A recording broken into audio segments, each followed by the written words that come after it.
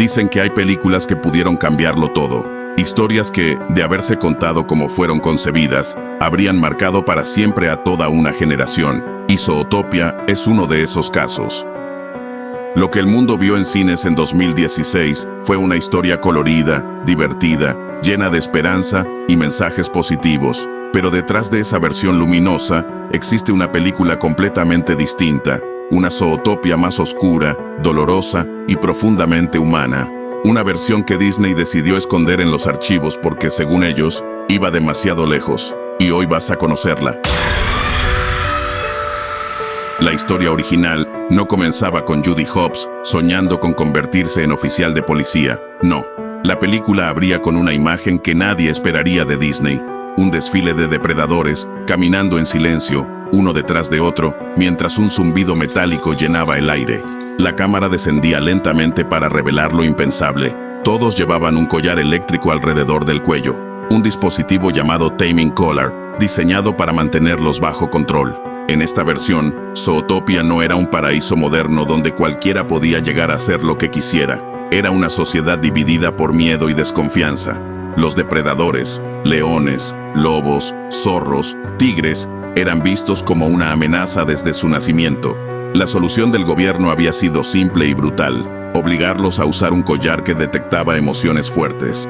Si un depredador se emocionaba demasiado, ya fuera alegría, miedo o enojo, el collar se activaba, dándole una descarga dolorosa.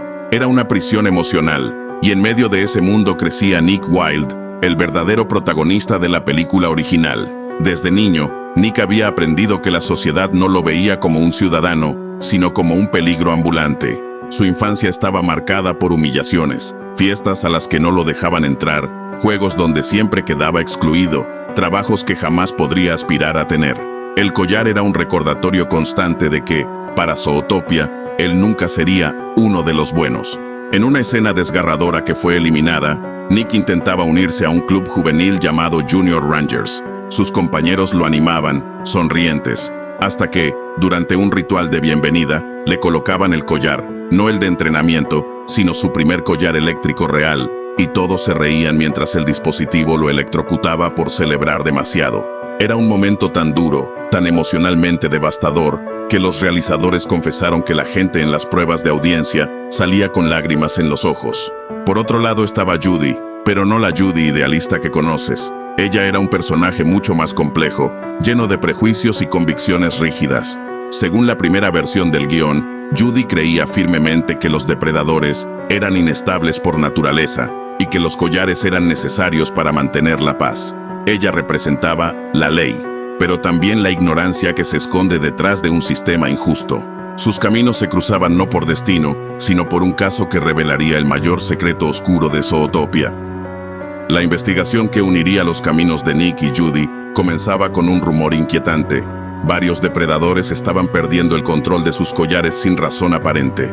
Descargas espontáneas, crisis, colapsos en plena calle, y ningún médico sabía explicar por qué.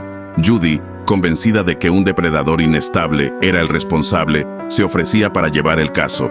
Era la oportunidad perfecta para confirmar sus creencias sobre quienes, según ella, eran una amenaza. Pero todo cambiaba cuando le asignaban un compañero involuntario. Nick Wilde, un zorro astuto, irónico, desconfiado y cansado de un mundo que nunca lo había tratado como igual.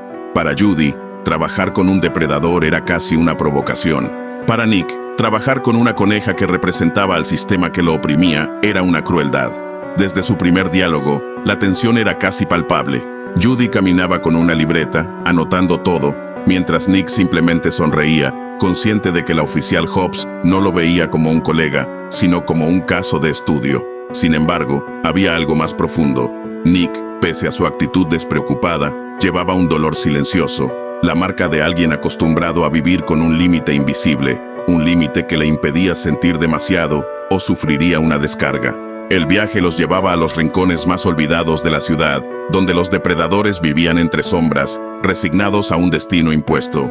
Y allí encontraba Judy la primera grieta en su visión del mundo, una madre tigresa tratando de calmar a su hijo mientras su collar parpadeaba por simple ansiedad infantil.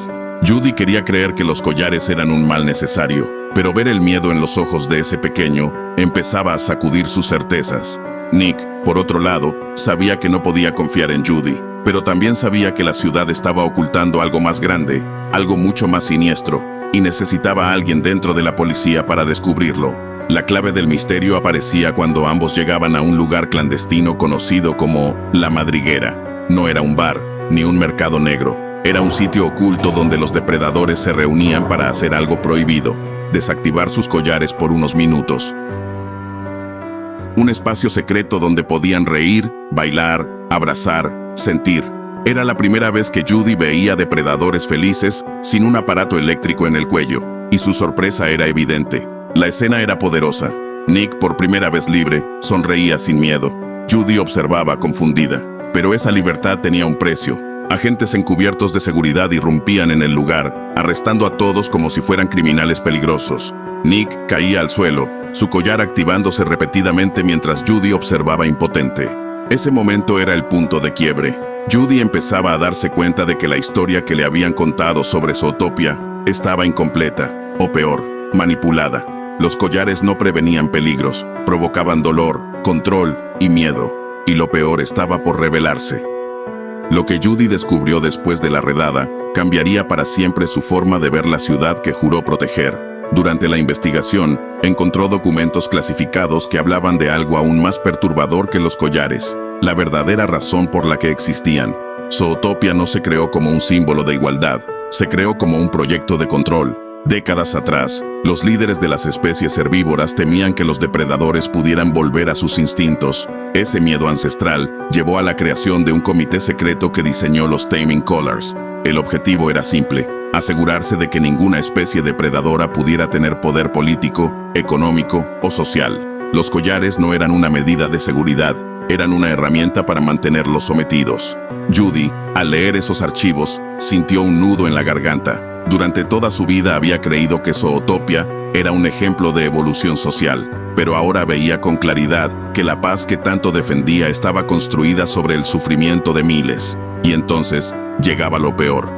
El experimento que provocaba las descargas espontáneas no era un fallo, era una prueba para reemplazar los collares por un sistema aún más severo, un dispositivo capaz de detectar agresividad potencial y electrocutar antes incluso de que el depredador sintiera la emoción.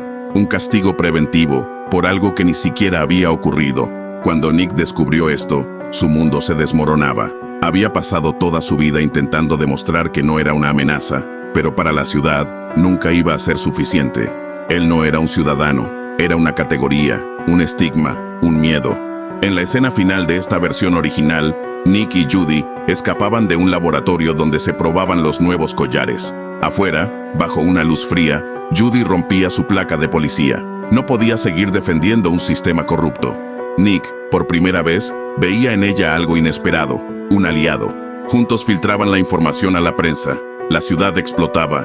Protestas, indignación, debates interminables, pero también esperanza, porque por primera vez, Zootopia se veía obligada a enfrentar su verdad. En ese entonces, miles de depredadores se detuvieron frente a sus collares, esos anillos fríos de metal que marcaron toda su vida. Algunos lloraron en silencio, otros apretaron los dientes, tratando de contener emociones que, durante años, les prohibieron sentir. Cada collar era un recuerdo, una herida y también una pregunta: ¿cómo sería mi vida si nunca me hubieran puesto esto?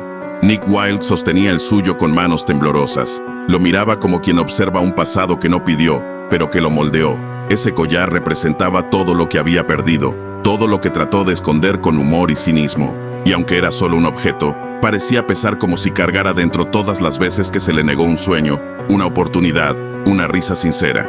Judy se acercó, sin discursos ni excusas. Esta vez no era la oficial Hobbs, no era la heroína optimista, era solo Judy, una ciudadana más, enfrentando la verdad que nunca quiso ver.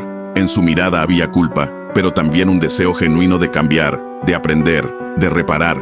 Esa fue la parte más poderosa de esta versión original. No planteaba un mundo perfecto, sino uno que se atrevía a admitir sus errores. En el desenlace, Nick caminaba sin collar por primera vez al amanecer. El sol lo iluminaba con un tono cálido, casi nostálgico, mientras él respiraba profundamente, como si estuviera aprendiendo a vivir desde cero.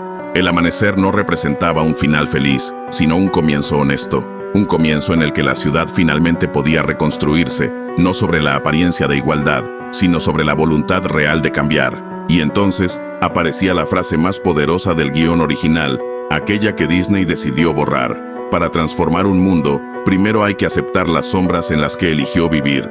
Ese era el corazón de la historia, una zootopia menos cómoda, más humana, más cercana a nuestras propias fallas sociales. Quizá por eso esta versión nunca llegó a los cines, no porque fuera demasiado oscura, sino porque era demasiado real. Ahora que conoces la verdadera historia que casi vio la luz, ¿tú qué versión hubieras preferido? ¿La zootopia esperanzadora que vimos o la zootopia honesta y cruda que quisieron ocultar? Te leo en los comentarios. Si te gustó el video, regálame un like, suscríbete y comparte. Yo soy Señor Misterio. Nos vemos en la próxima.